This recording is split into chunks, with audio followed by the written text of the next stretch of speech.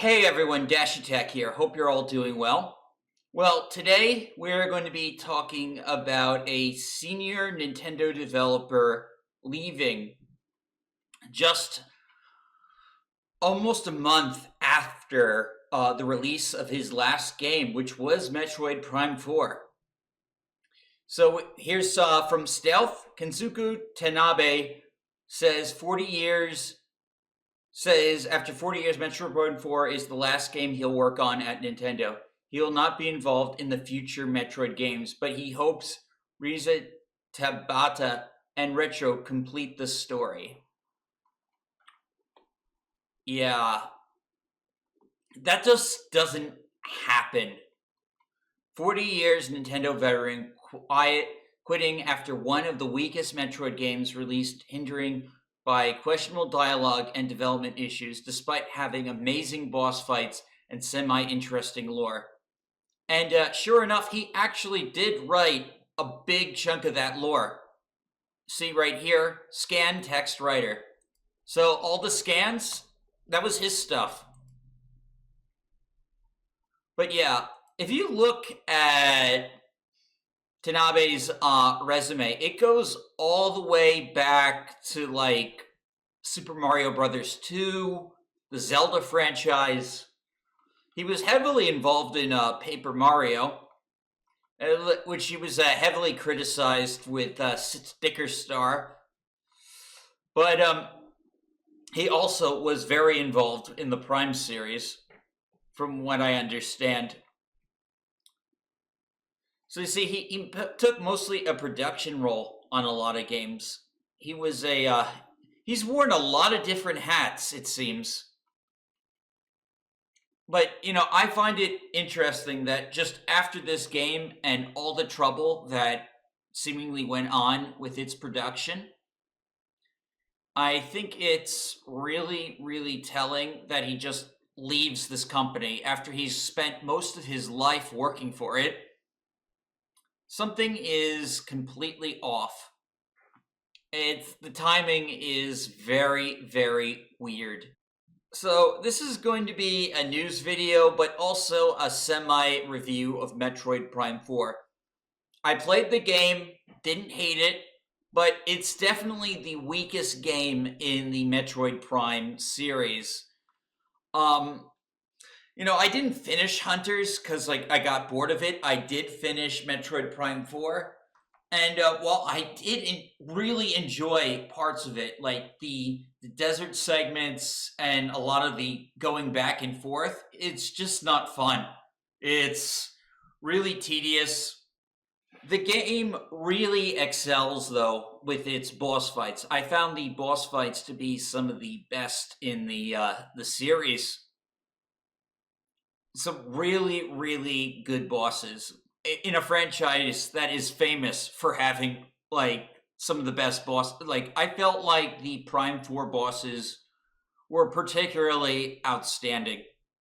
Where the game falls apart for me is a few NPCs, mostly just Armstrong and Mackenzie. The rest are fine. They're fine characters. I especially like the sniper dude who's got some sort of new religion Solon. I thought that was cool lore.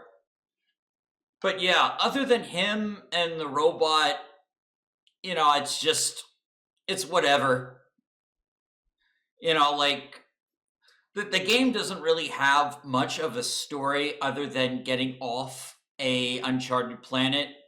Silax just comes in at the very end and just, we get some hints of a backstory, but not really much of anything, unless you unlock the secret ending, which they make super, super hard. Harder than, other Metroid Prime games, where before you just had to collect all the items. Now here you need, a perfect scan rate also. And Livelet House isn't completely wrong. The core areas of the game are where the game excels. Some of these environments are really good. Some of the puzzles are fun. Really, I was having the most fun in these actual areas that reminded me of actual Metroid. Really, everything else, from the running back and forth to all the desert stuff, it just didn't really work. These areas were fun. It's mostly just the overworld that really isn't too much fun. Game so bad makes him quit. Damn. Brutal. The game isn't bad. It's just very, very undercooked. Very, very undercooked. Man, Prime 2 was the shit. I fucking love Prime 2. He was probably pressured to leave Nintendo. Firing personnel in Japan is not common. I'm so happy to hear he is out. Hey Nintendo, while you're at it, can you get rid of whatever? Now I feel kind of bad. I expressed a lot of thoughts about Metroid Prime 4. I didn't hate it, but there were points where it could have been better. Exactly! It's definitely the weakest in the Metroid Prime series, but it had a lot of potential that just was not met. Metroid Prime 4 was such a success, it got this mofo retired, laughing my ass off. Another one bites the dust. Damn. The sales of Metroid Prime 4 were so bad that he retired at the young age of 55. Most Japanese retired at 80. Wait, he's been working for the company since he was 13? No, that can't be right. I think he's got his age wrong. Let me take a quick look. Yeah, Google says he's 60. Is the Nintendo exodus beginning? Who knows? So a lot of people celebrating this dude leaving. I'm seeing people cheering this man leaving, but apparently they aren't aware he co-produced Prime 1, supervised Thousand Year Door, and was the producer for Metroid Prime 2 Echoes. I don't think people are directing their spite to the correct target here. Yeah, I feel like it's a lot of misplaced stuff. Like, people are acting like he's behind every bad decision Nintendo has made over the past 30 years. Prime 5 has a chance to be good now. Man, people are brutal. Somebody higher up probably wasn't thrilled with how Metroid Prime 4 turned out. It's a shame because all the mistakes with it were easily avoidable with just a little common sense thinking. Yeah. You know, upon reflection, another thing, once you get to the tower, there was no real fight between that and the Silex thing. Like, you didn't, do anything. I thought the tower was going to be a whole dungeon on itself.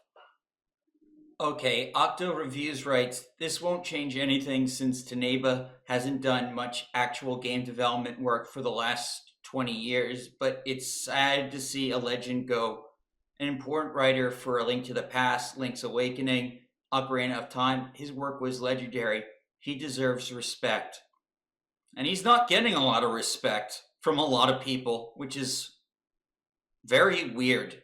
Like, you'd think someone who's worked at Nintendo for so long, you'd think the fans would respect him, but no, they just blame him for ruining Paper Mario. Anyways, that's all I have for today. Thank you all so much for watching this video. I'm Dash Attack. I'll see you all next time.